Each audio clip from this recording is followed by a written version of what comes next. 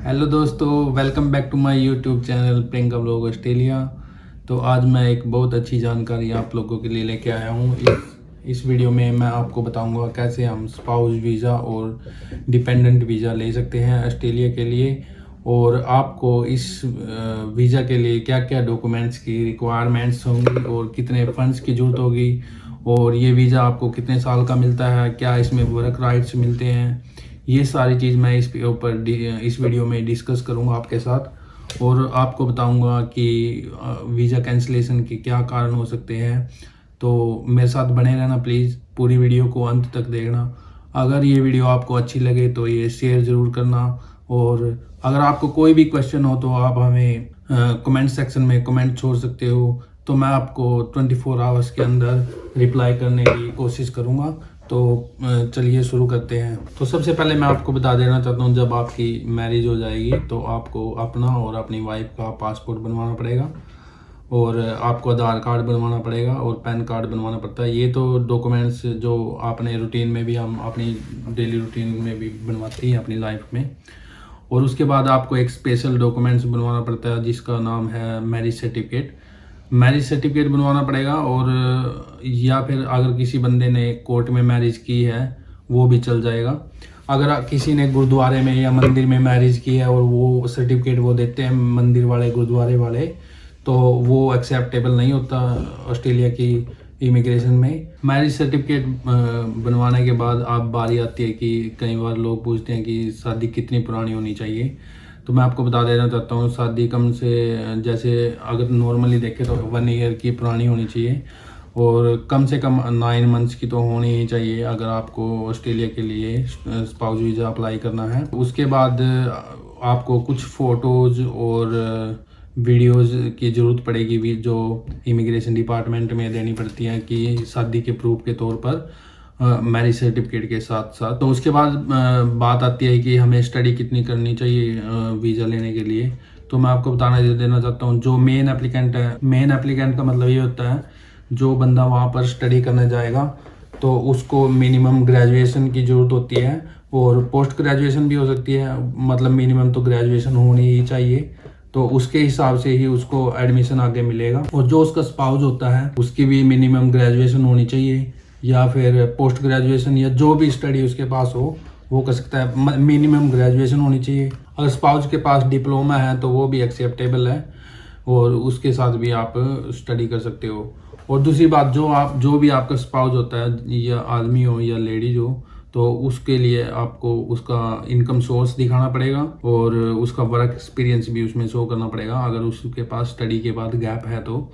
और उसमें ही आप एग्रीकल्चर कई बंदे सोचते हैं कि हम एग्रीकल्चर इनकम, जे फार्म वगैरह उसको शो कर देंगे, तो उसमें यह प्रॉब्लम होती है कि ज़्यादातर बच्चों के नाम ज़मीन नहीं होती, उनके माँ बाप के नाम होती है। तो अगर आप वो शो करोगे तो वो इमिग्रेशन डिपार्टमेंट उसको एक्सेप्ट नहीं करता, क्योंकि उसमें आपके नाम पे कोई ज़मीन नहीं है। तो इसलिए आप ऐसी चीज़ को अवॉइड करें। इसमें आप जॉब और बिजनेस को शो कर सकते हो जिसका लेन देन बैंक में रिलेटेड हो। तो ये डॉक्यूमेंट्स पूरे करने के बाद आपको जो मेन एप्लीकेंट है, जैसे लड़की है या लड़का है जिसको स्टडी करनी है वहाँ ऑस्ट्रेलिया में जाने के बाद, उसको पीटी या आईलेट्स करनी पड़ेगी, और आपको मिनिमम 6.5 बैंड्स लेने पड़ेंगे, और नो लेस देन 6। और उसके बाद आपको ये अप्लाई करना पड़ेगा। तो आपको मैं बता देना चाहता हूँ, और जो आपका स्पाउस है उसके लिए आपको 6 से 7 लाख रुपए एक्स्ट्रा जो फंड शो करने पड़ते हैं वो शो करने पड़ेंगे अपने स्पाउस के लिए। और इसमें आपका मिनिमम खर्चा जो होता है जो स्पाउस वीज़ा का, ये 10 से 15 लाख के बीच में आता है। तो इसमें आप एजेंट के साथ मिल के बात कर सकते हो, वो आपको सही गाइड कर देंगे कि आपके कितने पैसे लगेंगे। इसके अलावा आपको एक ओवरसीज स्टूडेंट हेल्थ कवर होता है, जो इंश्योरेंस होता है, जैसे तो उसकी भी आपको ज़रूरत पड़ेगी। तो वो दोनों के लिए लेना पड़ता है। एक अगर कोई अकेला बंदा जाता है स्टूडेंट वीज़े के लिए तो उसको अकेले के लिए लेना पड़ता है। अगर आप स्पाउस के साथ जाते हो तो आपको स्पाउस के लिए लेना पड़ेगा, और उसको कपल इंश्योरेंस भी बोलते हैं। वो मस्ट है, उसके बिना एंट्री नहीं ले सकते, वो एंट्री लेने से पहले ही लेना पड़ता है। तो इसके साथ दोस्तों आपने एक जो स्पाउस है उसके लिए एक SOP बोलते हैं, उसकी फुल फॉर्म है स्टेटमेंट ऑफ पर्पज़। उसमें आपको लिखना पड़ेगा, वो आपके लिए एजेंट करेगा, आपको उसमें कुछ नहीं लिखना। अगर आप खुद अप्लाई नहीं कर रहे हो तो किसी से अप्लाई करवा रहे हो तो वो खुद लिखेगा उसमें। स्टेटमेंट ऑफ पर्पज़ का मतलब ये होता है कि आप के स्पाउस को डिक्लेयर करना पड़ेगा कि वो क्यों जा रहा है आपके साथ, क्या वो करेगा, उधर कैसे रहेगा, काम करेगा या पढ़ेगा या खाली रहेगा, क्या करेगा। तो वो सारी चीज़ उसमें उसने मेंशन करनी पड़ती है। एक जैसे कवर लेटर उसको हम बोल सकते हैं अपने वीज़ा के रिगार्डिंग। तो ये सारे डॉक्यूमेंट्स आपको ज़रूरत पड़ेगी, और इन डॉक्यूमेंट के साथ अगर आप ये सारे डॉक्यूमेंट्स सही तरीके से लगाते हो और किसी अच्छे एजेंट से फाइल करवाते हो तो आपको 90% चांस है वीज़ा मिलने के, और 10% वीज़ा ना मिलने के। अगर आप बिना डॉक्यूमेंट्स के भी फाइल लगा सकते हो इमिग्रेशन में, बट उसमें 10% चांसेस होते हैं वीज़ा मिलने के और 90% होते हैं ना मिलने के। और एक बात और मैं आपको बता देना चाहता हूँ दोस्तों, अगर आपने ऑस्ट्रेलिया का वीज़ा अप्लाई किया है और आपकी रिफ्यूज़ल आ गई है और तो आपको दोबारा वीज़ा मिलना बहुत मुश्किल हो जाता है, क्योंकि यहाँ के इमिग्रेशन के ऐसे रूल्स हैं। अगर वो किसी को एक बार रिफ्यूज़ कर देते हैं तो दोबारा मिलना बहुत कठिन होता है उसके लिए, तो बड़े धक्के खाने पड़ते हैं। तो जैसे आपको मैंने डॉक्यूमेंट्स के बारे में बताया, अभी तो मैं आपको वीज़ा और स्टडी की ड्यूरेशन के बारे में बताऊंगा और वर्क राइट्स के बारे में अभी बता देता हूं। जैसे आप वहां से अप्लाई करोगे तो आपको यूनिवर्सिटी में अप्लाई करना पड़ेगा, और यूनिवर्सिटी में अप्लाई करने के बाद आपको अगर वीज़ा ग्रांट होता है तो वो 2 इयर्स का वीज़ा ग्रांट होगा इमिग्रेशन की तरफ से।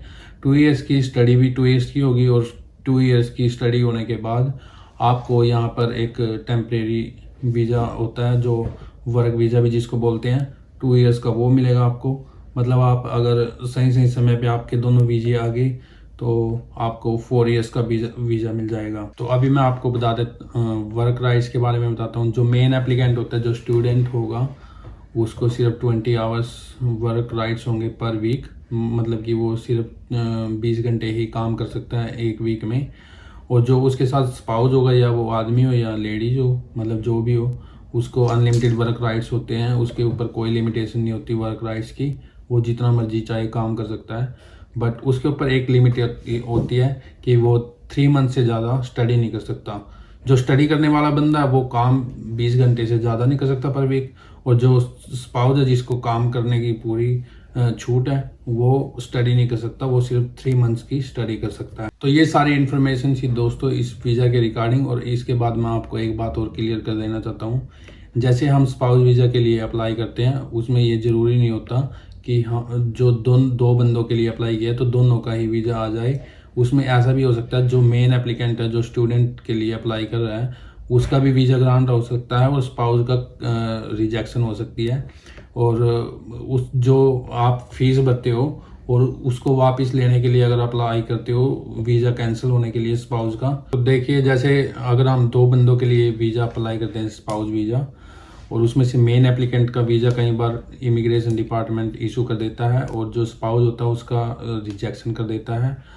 और जैसे किसी की वाइफ का वीज़ा आ गया और वो सोचते हैं उसकी रिजेक्शन आ गई, और वो सोचते हैं कि हम जो फीस दी हुई है हम वो वापस मंगवा लें और अपने सारे पैसे वापस ले लें, और वो अपने एजेंट के पास जाते हैं। तो ऐसा होना मुश्किल है, क्योंकि जो यूनिवर्सिटी है उसको सिर्फ जो मेन एप्लीकेंट है, जो स्टूडेंट है, उससे मतलब होता है, और उसके पास वीज़ा है तो वो पैसे वापस देने में मुश्किल आती है, और मे भी वो आपको रिटर्न ना भी करें, क्योंकि उनको स्पाउस से कोई मतलब नहीं होता। स्पाउस का वीज़ा आए या ना आए, उनको सिर्फ स्टूडेंट जो मेन एप्लीकेंट होता है उससे मतलब होता है।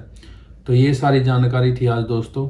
आपको वीडियो कैसी लगी ज़रूर बताना। और एक मैं आपको वेबसाइट और ज़रूर बता देता हूँ जो ऑस्ट्रेलिया इमिग्रेशन की है, वो है www.homeaffairs.gov.au। आप उसके ऊपर जाकर भी सारे वीज़ाज की इन्फॉर्मेशन ले सकते हैं। आज की वीडियो में बस इतना ही। तो आपको अगर वीडियो की इन्फॉर्मेशन अच्छी लगी हो तो इसको शेयर करना ना भूलें, क्योंकि किसी भी भाई का भला हो सकता है। और आप इस वीडियो को लाइक करें ज़रूर और हमारे चैनल को सब्सक्राइब करें। हमें आपके सपोर्ट की ज़रूरत है। हम फिर आपके सामने हाजिर होंगे एक और ऐसी वीडियो लेके। अगर आपका कोई भी क्वेश्चन हो तो आप कमेंट सेक्शन में छोड़ सकते हो अपना कमेंट, हम उसका जवाब देने की पूरी कोशिश करेंगे। जय हिंद, जय हो।